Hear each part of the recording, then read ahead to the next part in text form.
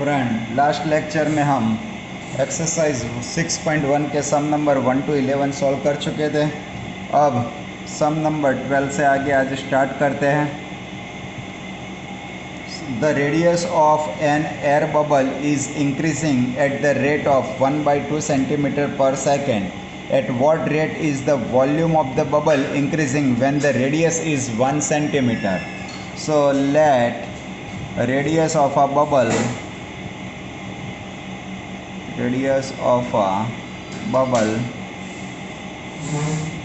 be r centimeter. So it is given that dr upon dt equals to 1/2 centimeter per second and radius r equals to 1 centimeter. Okay, now volume v equals to 4/3 pi r cube. Both sides differentiate with respect to t, so dv upon dt equals to 4 pi r square into dr upon dt.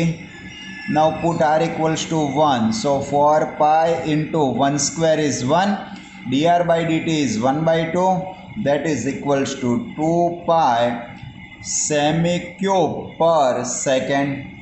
Okay, so volume of the bubble increasing 2 pi semi cube per second when radius is 1 centimeter. Okay, now sum number 13. A balloon which is always remains spherical has a variable diameter 3/2 2x plus 1. Find the rate of change of its volume with respect to x. So let the radius of a balloon be r centimeter. Okay, सो इधर unit नहीं दिया है तो हम only R ही लिखेंगे. Now diameter, so diameter D equals to 2 times radius, that is equals to 3/2 2x plus 1 given. So radius R equals to 3/4 2x plus 1. Now volume of a balloon v equals to 4/3 pi R cube. अब R की जगह ये value replace करना है, सो 4/3 pi into इसका cube 3 का cube 27 4 का cube 64 2x plus 1 whole cube. So volume v equals to इधर 4 से 16 रहेगा, 3 से 9, so 9 pi upon 16 2x plus 1 whole cube. Now both sides differentiate with respect to time t, so 27 pi upon 16 2x plus 1 whole square होगा. Okay, so friend dv upon dt हमें कितना मिल रहा है, 27 pi अपन 16 2x plus 1 whole square. तो ये volume का rate हो गया. ओके, अब इसमें इसका डेरिवेटिव तो हमने 3 into 2x plus 1 whole square किया है, बट इनसाइड का डेरिवेटिव 2x plus 1 का 2 लिखना होगा. सो हमारा फाइनली आंसर होगा 27 pi upon 8 2x plus 1 whole square. Okay, so volume का रेट क्या मिला हमें, 27 pi upon 8 2x plus 1 whole square. Now some number 14. Sand is pouring from a pipe at the rate of 12 semi cube per second. The falling sand form a cone on the ground in such a way that the height of a cone is always 1/6 of the radius of a base. How fast is the height of a sand cone increasing when the height is 4 centimeter? So let radius and height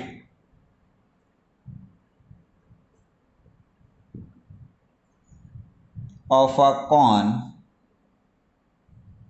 be r and h respectively. Okay, so radius r and height h लिया है. Now it is given that dv upon dt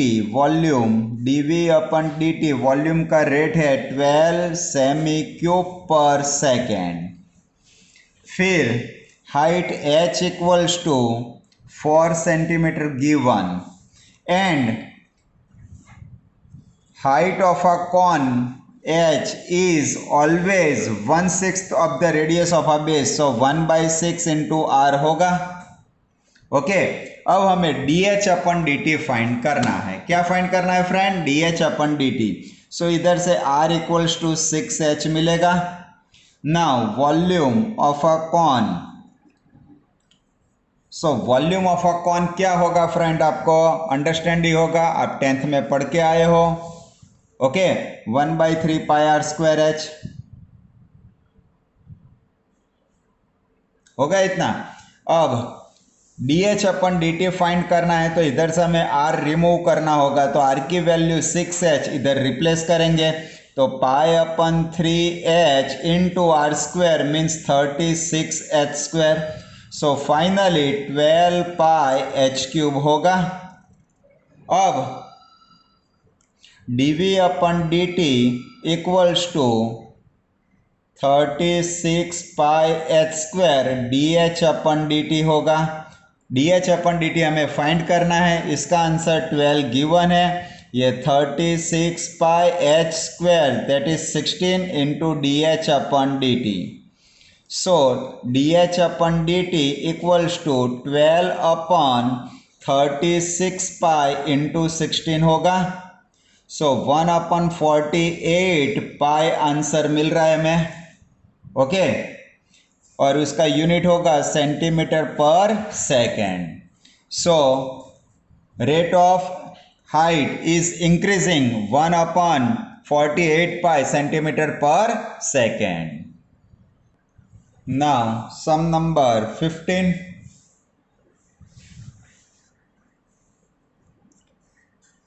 The total cost Cx in rupee associated with the production of X unit of an item is given by. So Cx is given by 0.007 x cube minus 0.003 x square plus 15x plus 4000. Find the marginal cost when 17 units are produced. So marginal cost जिसको हम MC से represent करेंगे. So marginal cost is derivative of C with respect to X करना है. Marginal cost हो otherwise marginal revenue होता है, तो हमें with respect to X derivative करना होगा. सो MC इक्वल्स टू, इसका डेरिवेटिव करना है तो 3 नीचे होगा, तो 0.021 x square minus 0.006 x plus 15. Now 17 unit, so when x equals to 17 marginal cost is 0.021 into 17 का square minus 0.006 into 17 plus 15. So 0.021 17 का स्क्वायर 289 माइनस ये दोनों का मल्टीप्लिकेशन करना है, वो नेक्स्ट स्टेप में ही करेंगे, प्लस 15. ओके, अब हमें सिंप्लीफिकेशन देना है, तो फ्रेंड 0.21 क्रॉस 289. सो हमें आंसर मिल रहा है 6.069 माइनस इसका मल्टीप्लिकेशन करना है, तो 0.006 इंटू 17, तो उसका आंसर मिल रहा है 0.102 प्लस 15.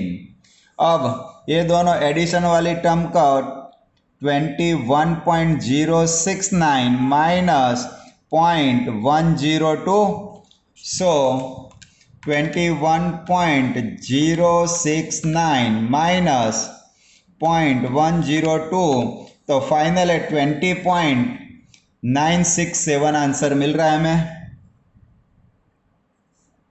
ओके, तो ये हमारा मार्जिनल कॉस्ट हुआ। तो सिमिलरली फ्रेंड, मार्जिनल रेवेन्यू भी फाइंड करना है, तो मार्जिनल कॉस्ट की जगह रेवेन्यू लिखना होगा और उसका डेरिवेटिव करके एक्स की वैल्यू रिप्लेस करनी है। तो ऐसा ही सेम सम 16 नंबर आप सॉल्व कर सकोगे। Now MCQ sum number 17, the rate of change of area of a circle with respect to its radius r at r equals to 6 centimeter.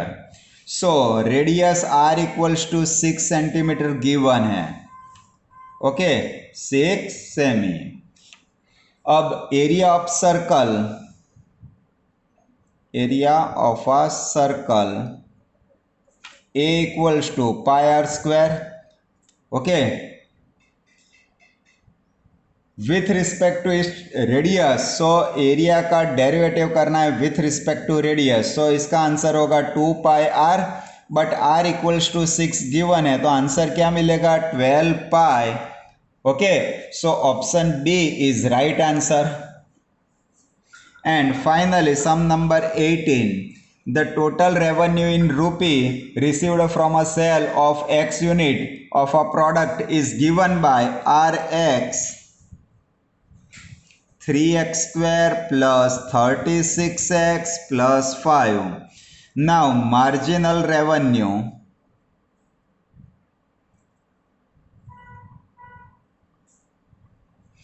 MR equals to dr upon dx होगा, so 6x plus 36.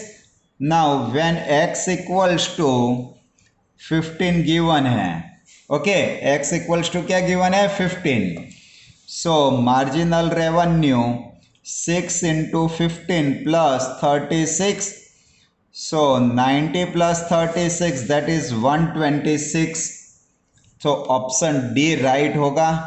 सो marginal revenue हमें 126 रुपये मिल रहा है, so option D is right answer होगा। So friend, ये हमारी exercise 6.1 over हो चुकी है। अब नेक्स्ट टॉपिक है increasing decreasing function.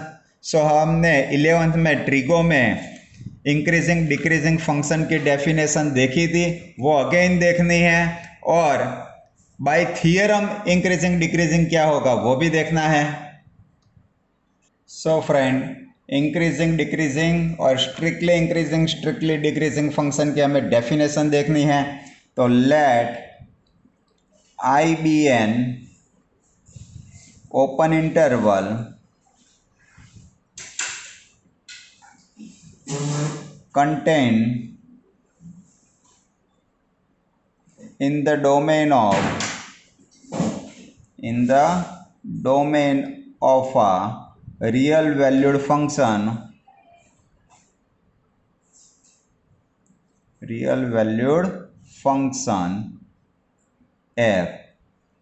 f is said to be now first definition देनी है इंक्रीजिंग की, तो f is said to be increasing function on interval I if x1 is less than x2 implies that fx1 is less or equals to fx2 for every x1 x2 belongs to I, for every x1 x2 belongs to I। So inequality as it is रहती है, less का less और equality add हो जाती है, such type of function is called increasing. Okay, so x1 less than x2 implies that fx1 less और equals to fx2, so less का less तो रहा, एडिशनली इक्वालिटी ऐड हुई, such type of function is called increasing function. Now second one, f is strictly increasing, f is strictly increasing on interval I if x1 less than x2 implies that fx1 is less than fx2 for every x1 x2 belongs to I. So inequality same रहती है और additionally equality add नहीं होती है, less का only less रहता है. Such type of function is called strictly increasing function. So friend ध्यान रखना दोनों में डिफरेंस क्या है. इधर लेस था तो इधर लेस है, इधर इक्वालिटी नहीं है तो स्ट्रिक्टली इंक्रीजिंग, और इधर इक्वालिटी करते हैं तो ओनली इंक्रीजिंग फंक्शन होगा. सिमिलरली डिक्रीजिंग फंक्शन में इनइक्वालिटी चेंज करनी है. So third one decreasing on interval I if x1 less than x2 implies that fx1 is greater or equals to fx2. देखो फ्रेंड इनइक्वालिटी चेंज हो गई, इधर less than था इधर greater, और additionally equality equals to joint हुआ. For every x1 x2 belongs to I then f is called decreasing function. And finally fourth one strictly decreasing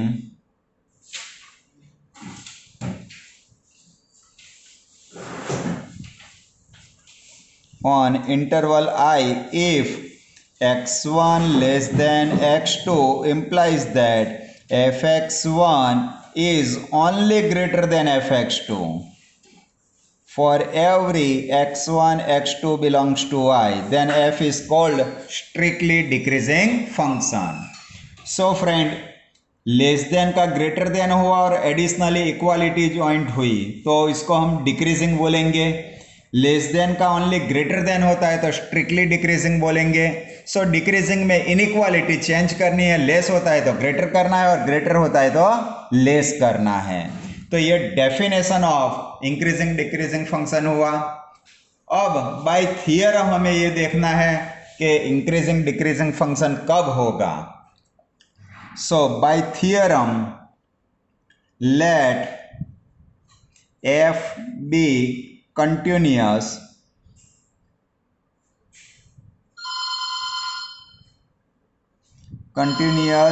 on closed interval a to b and differentiable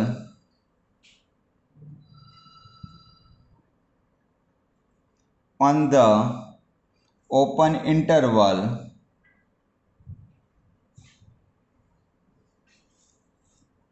a to b. Then now first one f is increasing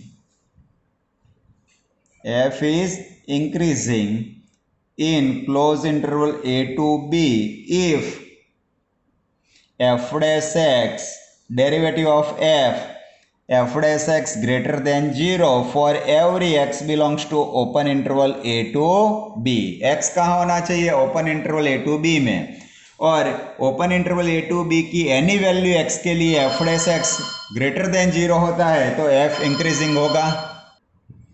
now second one f is decreasing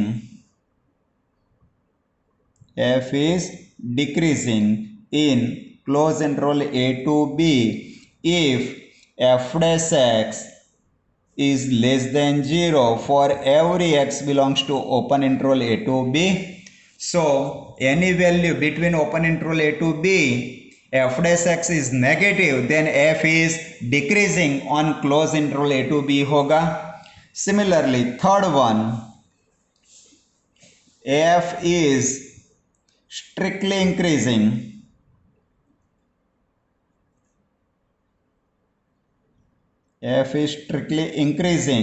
on open interval a to b if f dash x greater than 0 for every x belongs to open interval a to b. तो friend इधर f dash x positive होता है, close interval में increasing होगा. f dash x positive होता है तो open interval में स्ट्रिक्टली इंक्रीजिंग होगा. क्लोज इंटरवल में ओनली इंक्रीजिंग होगा बट ओपन इंटरवल में स्ट्रिक्टली इंक्रीजिंग होगा. माइनर चेंजिंग है, ध्यान रखना। Similarly f is strictly decreasing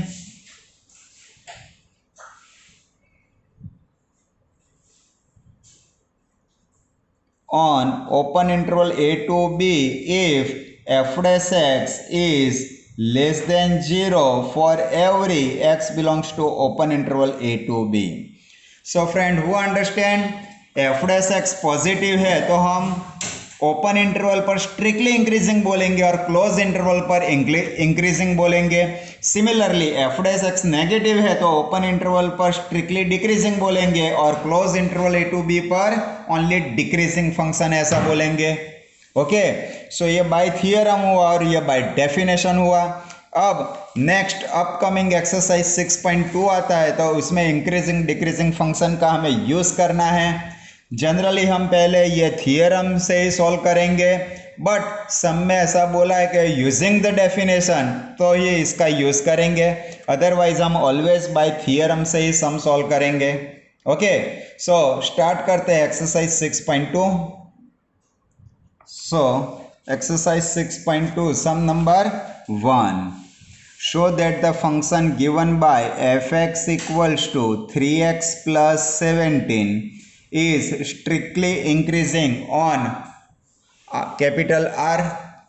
So by theorem f dash x equals to 3, which is always positive for every x belongs to R, therefore f is strictly increasing on R.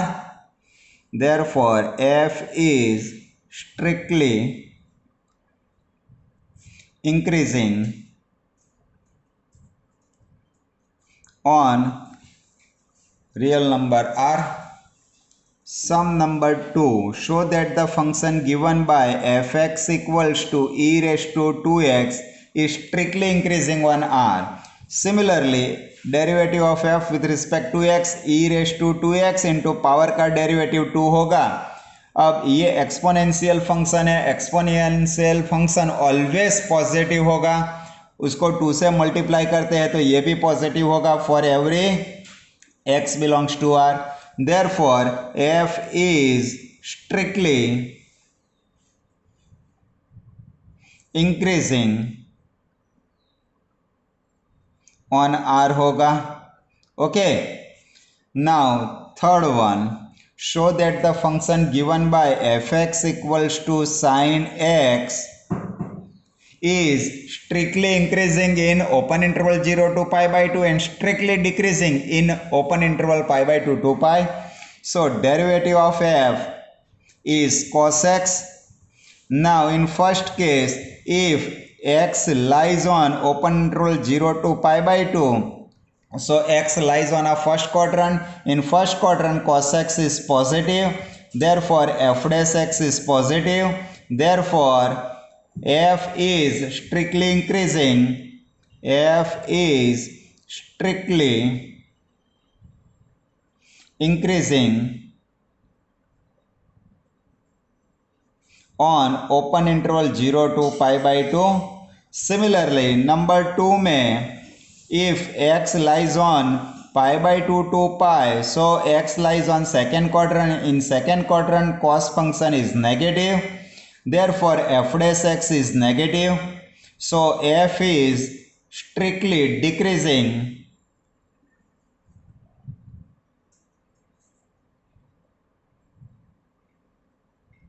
on open interval pi by 2 to pi, hence prove. Now sum number 4, find the interval in which the function f given by fx equals to 2x square minus 3x is strictly increasing and strictly decreasing. So friend, अभी interval दिया नहीं, हमें interval अभी find करना है। सो interval find करने के लिए f डैश x पहले फाइंड करना होगा, तो इसका डेरिवेटिव होगा 4x माइनस 3। ओके, नाउ इधर से हम 4 कॉमन ले लेते हैं, तो ब्रैकेट में क्या होगा x माइनस 3 बाई 4 होगा कि नहीं। अब x की वैल्यू 3/4 से लार्ज लेते हैं तो ये टर्म पॉजिटिव होगी, तो एफ डैश एक्स पॉजिटिव होगा, तो f स्ट्रिक्टली इंक्रीजिंग होगा। सो हम ऐसा लिख सकते हैं कि if x belongs to open interval 3/4 to infinite then f dash x is positive, therefore f is strictly increasing on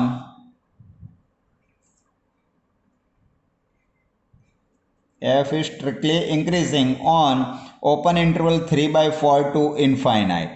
Now if x belongs to minus infinity to 3/4 then f dash x less than 0, क्योंकि ये negative होगा, negative into positive negative होगा, देयरफॉर f is strictly decreasing on open interval minus infinite to 3/4 होगा। Okay, सो हमें जो interval find करना था कि कौन से इंटरवल में f स्ट्रिक्टली इंक्रीजिंग है, तो उसका आंसर होगा 3/4 टू इन्फाइनाइट, और सेकेंड में कहाँ पर f स्ट्रिक्टली डिक्रीजिंग है, तो उसका आंसर होगा minus infinity to 3/4। Okay, now sum number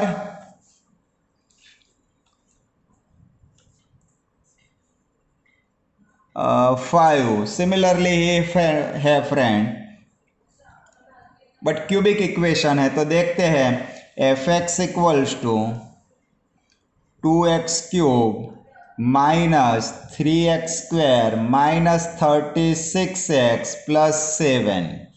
okay, now f dash x equals to 6x square minus 6x minus 36। Now taking 6 common, so x square minus x minus 6 होगा। अब इसका factorisation possible है तो वो करना है, तो इसके फैक्टर हो गए x minus 3 and x plus 2, x minus 3 and x plus 2 ये होगा। अब एफ डैश एक्स हमें क्या मिला, 6 into x minus 3 into x plus 2। अब फ्रेंड ये एफ डैश एक्स 0 लेते हैं तो x की वैल्यू कौन सी पॉसिबल होगी, तो एफ डैश एक्स 0 लेते हैं तो x की वैल्यू 3 एंड माइनस 2 दो वैल्यू पॉसिबल होगी।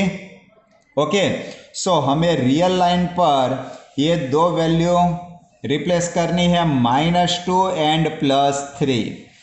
अब हमें ये रियल लाइन पर x रिप्लेस करना है तो 3 पॉसिबिलिटी होगी, x की वैल्यू -2 से स्मॉल, x की value in between -2 to 3 and x की वैल्यू 3 से लार्ज होगी।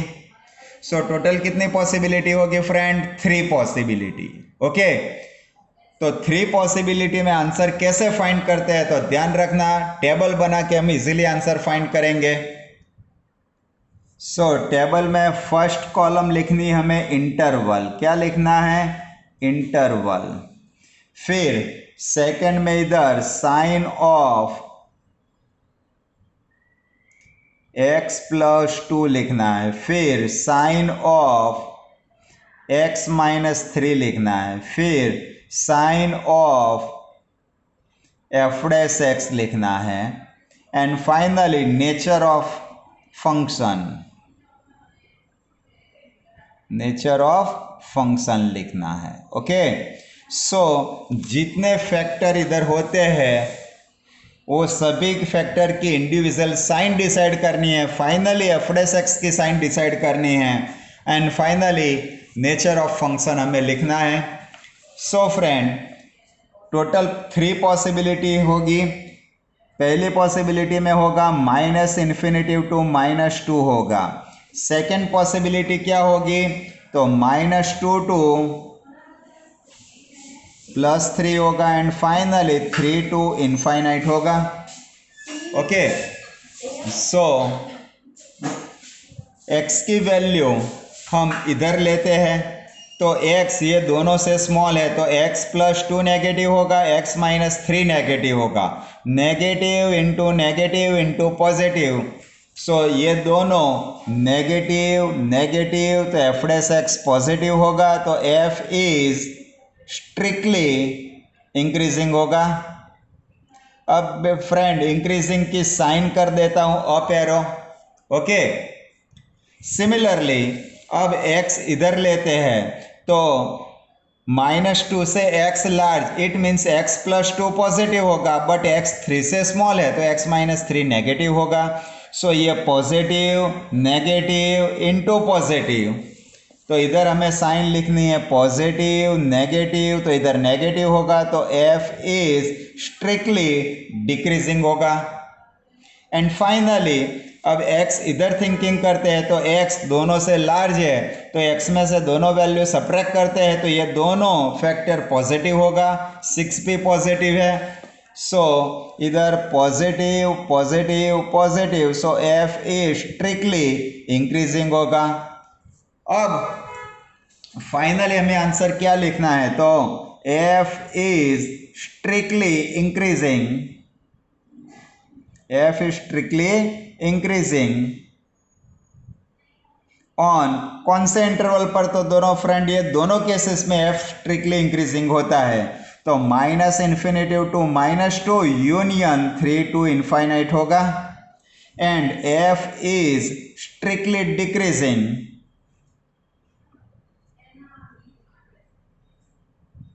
f is strictly decreasing on, तो कहाँ पे होगा स्ट्रिक्टली डिक्रीजिंग, तो ओपन इंटरवल -2 to 3। तो ये फ्रेंड ये सम का हमारा फाइनल आंसर हुआ। तो नेक्स्ट सम में ऐसे 5 सम गिवन है। ओके, उसमें सम A, B and D easy रहेगा क्योंकि इसमें मैक्सिमम पावर 2 है। ओके, तो हम सम नंबर 6 में C और E दोनों सॉल्व करेंगे। सो वो नेक्स्ट लेक्चर में देखेंगे। ओके।